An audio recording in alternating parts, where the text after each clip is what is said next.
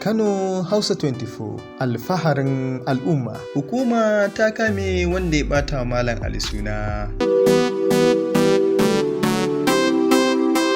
Idan ba ku manta ba, a wani labarin da ya daɗe yana yawo a shafin Facebook, inda labarin ke bayyana jarumin shirin kwana 90 wato Abdulsahir da aka fi sani da Malam Ali, inda aka ce ya aika da sakonni na neman amincewar wata budurwa kan su yi lalata, wanda a hoton kwafin hirar da aka ji maganganu na rashin ta ido da aka ce Malam Ali ya aika. Haka zalika a hotunan da ake yadawa tare da na Malam Ali na bayyana a yi hankali da shi tataccen mazinaci ne, bayan sun kawo labarin cewar ya nemi yarinyar da fasikanci wanda aka bayyana ta kusa aure. Aka kuma yi barazanar in ya musanta ya kai kotu, wanda daga ganin labarin aka tuntuɓi Malam Ali inda ya tabbatar da bai da masaniya akan batun, sai dai yana alakanta abin da wani da ya bayyana saurayin wata da ke kiransa a waya cikin masoyinsa a matsayinsa na jarumi, wanda har sa'insa suka yi da shi har ya yi alwashin sai ya bata masa suna in har bai ba shi kuɗi ba. Haka zalika Malam Ali ya bayyana kafin faruwan wannan ma dama ana kawo masa ƙorafe-ƙorafe, ana magana da WhatsApp ɗinsa, ana tambayar mutane kuɗi wanda bai san ya aka yi ba, ashe hakin ɗin WhatsApp ɗinsa aka yi. Sai dai ko da a lokacin da aka tambayi Malam Ali ko da akwai wani mataki na shari'a da zai ɗauka a kan batun, ya tabbatar da babu wani mataki da zai ɗauka, ya bar wanda da Allah, idan kai ran yayi kan shi. Ashe wala'alla Malam Ali ya yi wani salo ne na mai wannan laifin ya sakankance don a samu damar cin masa kar da a tadawa tsuntsu sanda. A yau muke samun labarin jami'an tsaro sun samu nasarar kama wanda ake zargi da wannan aiki mai suna Indabawa Aliyu Imam, kuma har lauyansa ya shigar da petition kansa tare da wata kafar yada labarai ta intanet mai suna Daily News Hausa, kuma ana bincike da zarar an kammala za a gurfanar da su a kotu bisa zargin bata suna da sauran laifuka da ake tuhumar su, kamar yadda za ku ji a tattaunawarmu da lauyan Malam Ali. Already abin da ya faru shi yasa muka yadda ya yi magana, saboda akwai al'amari na bincike da ake yi a kai. Categorically dai labarin da aka saki wanda kuma ake ta yadawa ba ga zan tura maka copy na ita petition da muka yi ma kwamishinan 'yan sanda.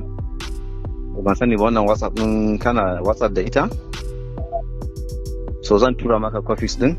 Asalin wanda ya kirkiri labarin ya yi demanding kuɗi a hannun shi Malam Ali ya yi Abdul. A cikin statement ɗinmu na petition ɗinmu stating wannan, so sai ya ƙi yadda ya bashi, wanda har ta kai ga suka yi sa'insa sosai.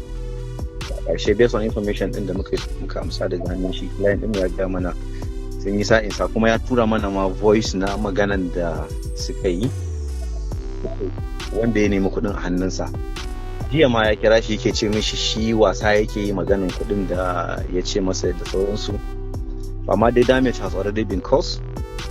So based on brief da ya bamu, we wrote to the commissioner of police, we urge him ya binciki al'amarin su, amma kama ga ɗin ɗazu kama shi ɗazu ɗin nan bai ma wuce awa ɗaya da aka yi arrestin ɗinsa ba.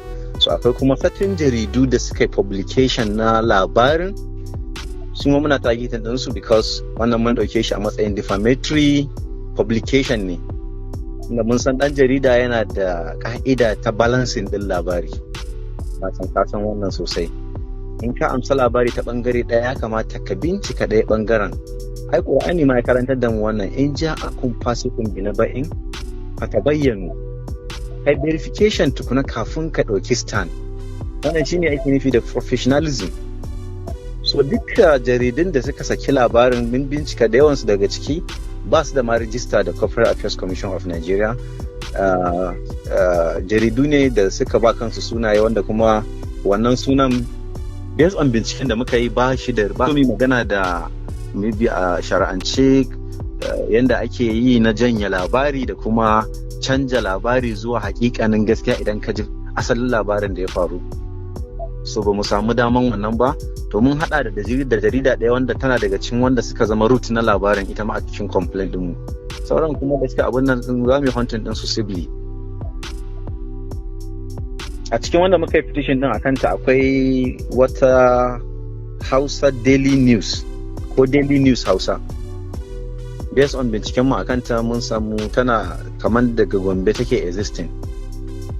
A cikin su akwai wasu amma dai wannan su ne leading jaridu din haka wanda online ce ita ma. Lallai muna sa rai tunda yanzu mun nemi a bincike ne, so kuma bincike yanzu yana hannun ita hukumar 'yan sanda, abinda evidence ya nuna musu, so su ne kuma za su ce yanzu za mu yi taking case din kotu yanzu ko kuma sai mun karkara bincike, because tunda akwai publications din da yawa kuma an riga an yi damaging sunansa, because abin da ya faru is beyond repair, ba zai iya gyaruwa ba. Abu ne da an yada shi ya yadu sosai, ya shiga yanzu muna wacin, amma dai gaskiya akwai civil case da zamu shigar kuma na neman diya akan wa'innan jaridun da kuma asalin wanda ya fara fitar da labarin. Akwai civil case da zai biyo baya ba da jima ba, mun hada shi Allah da zamu muku magana in muka yi filing din shi ma. Yawwa. To insha Allah. Duka nan muka kawo ƙarshen shirin namu mai suna daga Kannywood. Ku ci gaba da bibiyar mu a tashar mu ta Kano Hausa 24 domin samun sabbin shirye-shirye tare da ajiye mana ra'ayoyinku. Mun gode.